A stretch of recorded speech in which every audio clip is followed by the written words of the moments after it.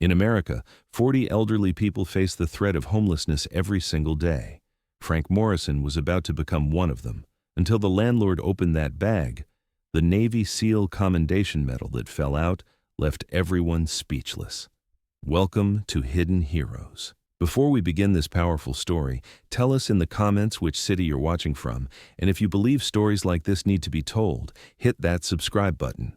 These stories matter. Frank Morrison had lived in apartment 2B at 247 Park Avenue in Springfield for 8 years. His neighbors knew him as that quiet guy. He left every morning at 6:30, returned at 6 p.m. He disposed of his trash properly, never disturbed anyone, just nodded hello and went about his business. At 75, he looked like an ordinary retiree. Worn jeans, faded flannel shirts, and the same brown jacket he wore in every season. He walked with a slight limp, but it seemed like nothing more than the normal wear of age. No one ever wondered about his past. Mrs. Patterson, his downstairs neighbor, would sometimes see him on the stairs and politely say, "Good day, Mr. Morrison." Frank would always respond the same way. "And to you, Mrs. Patterson." That was it, no further conversation.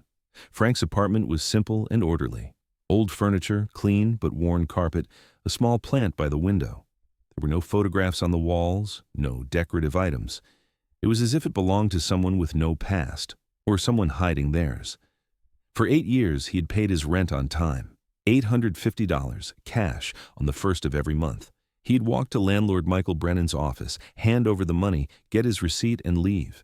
He never caused any problems, till these last 6 months. Frank's troubles had started quietly.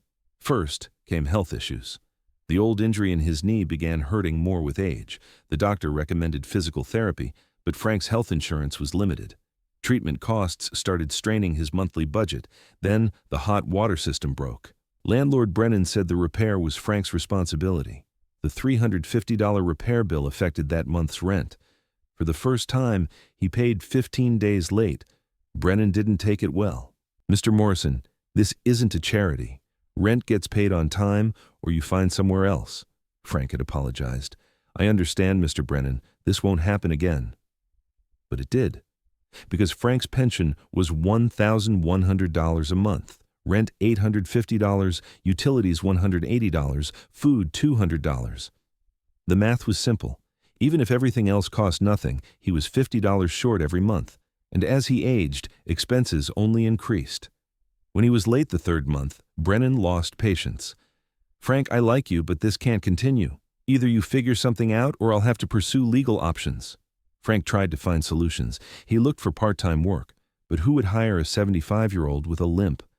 He applied for social assistance, but the bureaucratic process took months. He had no savings, no relatives, no one to turn to. When he was late the 6th month, Brennan lost his patience. An official notice came to his door, 30 days to vacate. Frank sat on his bed that night, staring at the paper in his hands. In 30 days, he would be homeless. At 75, in the middle of winter, he would have nowhere to go. But he didn't complain to anyone. He didn't ask anyone for help. He just quietly began to prepare. Brennan held no personal grudge against Frank. He was just a businessman with apartment investments. But Frank's situation troubled him too. "I wish it could be different," he thought, "but I'm not running a charity." 30 days passed. Frank had prepared. He'd packed his belongings into 2 suitcases, called a charity about the rest. That morning, when the eviction officer arrived, Frank was ready. "Mr. Morrison, I'm sorry, but I have to carry out the eviction," said Eviction Officer David Chen. He was a young man who didn't enjoy this work, but it was his job. "I understand," Frank said calmly. "My things are ready." Chen was surprised. In most eviction cases, people cried, begged, resisted. Frank seemed calm, as if he'd been expecting this. Mrs. Patterson had come out from downstairs, watching. "This isn't right," she murmured. "He's a good man, never bothered anyone." But no one intervened. Brennan had come too to ensure the process was completed. Frank began carrying out his belongings, 2 suitcases, an old radio, a few books, the remnants of 8 years of life. Chen tried to help, but Frank politely declined. "Thank you, I can manage." As everything was piled on the sidewalk, a small crowd gathered. Neighbors, curious onlookers, none offered to help. These situations make people uncomfortable, remind them of their own vulnerability. When Brennan saw the process was finished, he felt relieved. "Sorry, Frank, but—" "I understand, Mr. Brennan," Frank said. "You're just doing your job." As Frank lifted his last suitcase, the zipper broke. Contents spilled onto the sidewalk: old shirts, socks, some papers. Chen bent down to help. As he gathered the papers, he looked at the document in his hand and froze. It was a Navy SEAL Commendation Medal certificate. It bore Frank's name, service dates 1968 to 1975, and read, "Exceptional courage during Operation Phoenix." Chen's hands began to tremble. He examined the document more carefully. Silver Star, Purple Heart, Navy Cross. Frank Morrison had been a Navy SEAL in Vietnam. "Mr. Morrison," Chen said, his breath catching, "Is this yours?" Frank saw the document in Chen's hands. He paused for a moment, then calmly said, "Yes, that's mine." "You were a Navy SEAL?" "I was, a long time ago." Brennan approached, curious. "What's this about?" Chen showed him the document. Brennan's expression changed. "Is this real?" "It's real," Frank said simply. "But that doesn't excuse my inability to pay rent." The crowd began to grow.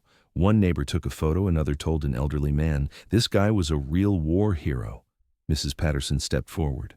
"Frank, why didn't you ever tell us this?" Frank shrugged. "It's in the past. Now I'm just an old man who can't pay his rent." Chen continued examining the documents more carefully. There weren't just medals there. Mission reports, commendation letters, and an old photograph. The photo showed 8 young soldiers, all in combat gear, Frank in the center. "Mr. Morrison," Chen said, "these other men in the photograph—" "They were my teammates," Frank said calmly. "Some didn't make it home." Chen's eyes welled up. His own grandfather had died in Vietnam. "This Operation Phoenix ... It was a classified operation, prisoner rescue mission, lasted 72 hours. Some details are still classified." Brennan was no longer comfortable. The crowd gathering around him was looking at him with disapproval. This wasn't just an old man behind on rent. This was a hero who had fought for his country, earned medals, lost friends. "Frank," Brennan said hesitantly, This changes things. Maybe we can find a solution." Frank shook his head. "Mr. Brennan, what I did in war doesn't give me special privileges today. I have to pay rent, I can't. It's that simple." "But you're a hero," Mrs. Patterson said. "You fought for this country." "And that war's over," Frank said. "Now I'm fighting a different war. This time, I'm losing." That evening, Frank's story had spread through the neighborhood. Mrs. Patterson had talked to other neighbors, explained Frank's situation. Social media posts began appearing. 75-year-old Navy SEAL veteran being evicted. Is this right? Vietnam hero kicked out for rent. We should be ashamed. Frank Morrison fought for his country. Now, who will fight for him? Brennan sat at home that night, beginning to question himself. Yes, Frank was a tenant behind on rent, but he was also a man who had served this country, lost friends, been wounded. His phone rang. A local journalist called. "Mr. Brennan, would you care to comment about Frank Morrison?" "No comment," Brennan said and hung up. But doubts were forming in his decision. Frank spent that night in an old friend's car. Bobby Williams, a mechanic he'd worked with 40 years ago, had found Frank after hearing about his situation. "Frank, you can stay with me," Bobby had said, temporarily. Frank was grateful, but Bobby had his own problems. A small trailer, limited space, and his wife wasn't pleased. "It's not a long-term solution," Frank said, "but thank you." That night, Frank thought about the old days. In Vietnam, even in the worst moments, teammates looked out for each other. Now, 50 years later, he was alone. His phone rang, an unfamiliar number. "Mr. Morrison, this is Sarah Chen, eviction officer David Chen's wife. My husband told me your story." "Yes? I work for a veterans aid organization. We want to help you." Frank hesitated. "I don't want charity. I want dignity." "This isn't charity, sir.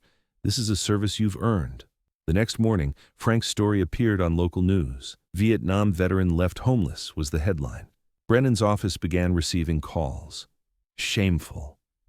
That man fought for you. What kind of heartlessness is this?" A small protest formed outside Brennan's workplace. Veterans groups carried signs reading, "Justice for Frank Morrison." Brennan told his assistant, "I'm not talking to anyone," but the pressure was mounting. That afternoon, an important visitor came to his office. Colonel James Anderson, retired, president of the local Veterans Association. Mr. Brennan, I want to talk to you about Frank Morrison. I'm listening. Frank Morrison isn't just a tenant. He's a hero who earned the highest medals just one step below the Medal of Honor. In Operation Phoenix, he saved 12 soldiers' lives, despite his own injuries. Brennan was silent. Now I'm asking, Anderson continued, as someone who knows what he did for this country, is it right to treat a hero this way? That night, Brennan talked to his wife at home. Linda, what should I do? Yes, Frank is a good man. Yes, he's a war hero. But this is business. What will other tenants think? Can everyone pay late now? Linda was a thoughtful woman. Michael, my father was in Vietnam too. When he came home, no one welcomed him as a hero. He couldn't find work, got no respect. Maybe Frank's situation is our chance to make up for those past wrongs. But this will hurt the business financially. Some things are more important than money. And you know that. Brennan couldn't sleep until morning. The next morning, Brennan's office received a call. The caller was Tom Mitchell, owner of a local construction company. Michael, I heard about Frank Morrison's story. I want to offer this man a job. What kind of job? Security consulting, part-time, $800 a month, appropriate for his age, not too strenuous. Brennan was surprised. Why? Because my father was a veteran too, and it's because of people like Frank that we live in a free country, Brennan thought. If Frank's income increased by $800, his rent problems would be solved. Have you talked to Frank? Not yet.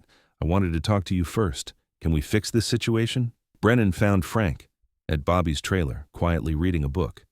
Frank, may I speak with you? Frank was surprised to see Brennan. Of course.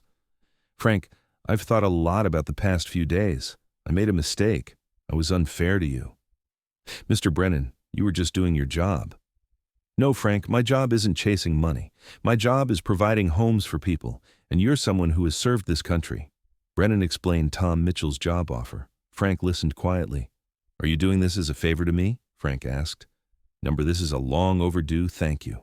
A week later, Frank had returned to his apartment. Brennan had forgiven him 3 months' rent. Startup budget, he'd said. He began working at Tom Mitchell's company. The job really was suitable for his age. Security inspections at construction sites, reporting, giving advice. Frank's military experience was genuinely valuable. Mrs. Patterson smiled when she saw him on the stairs. How's it, Frank? Going well, Mrs. Patterson. Thank you. Frank, may I ask you something? Sure. Why didn't you ever tell us about your past, what you did? Frank stopped, thought. Because, Mrs. Patterson, real heroes don't boast. They just do their job. And sometimes life tests them, but they don't give up.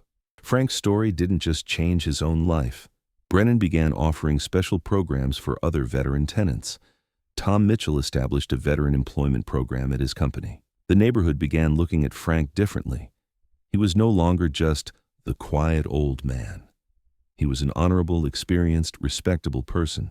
Chen, the eviction officer, was deeply affected by what he experienced that day. He began supporting his wife Sarah's work at the aid organization more. One document, one medal, Sarah said, changed his whole life. No, Chen said. That medal was already there. We just weren't seeing it. Months passed. Frank was working regularly, paying his rent, continuing his quiet life. But now he had a different place in the neighborhood. Young people approached him with respect, wanting to hear his stories.